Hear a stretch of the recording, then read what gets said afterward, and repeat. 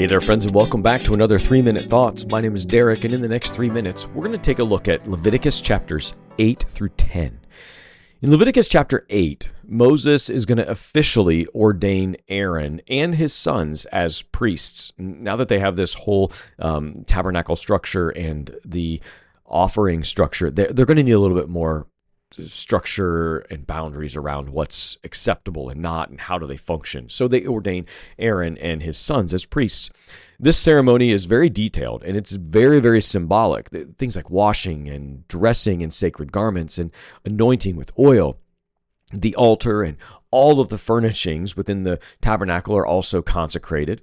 Aaron and his sons are going to offer sacrifices as Moses leads them through each step of this process, reminding us that there are certain things that God required of his people in this day. So for 7 days, they remain at the entrance of the tabernacle, set apart for this holy calling of being priests within the tabernacle. Leviticus chapter 9 is going to mark the priest's first day on the job. This is like day one for the priests. Aaron is going to offer sacrifices for himself and all the people. Everything is done as exactly as God commanded it. And then the moment everyone's been waiting for happens, right? The glory of the Lord appears. The fire comes from heaven to consume the offerings on the altar. That must have been a sight to see. Like, they're trusting that God is going to do these things he promised, and there's no reason why they shouldn't trust him. But still, the moment when the fire comes down and consumes those things on the altar had to be something that they would never, ever forget. The people, they fall on their faces in awe, and just this moment of great worship happens. What a tremendous thing it could have been. So then when we jump into chapter 10, we have this reminder that God's holiness is not something to be taken lightly.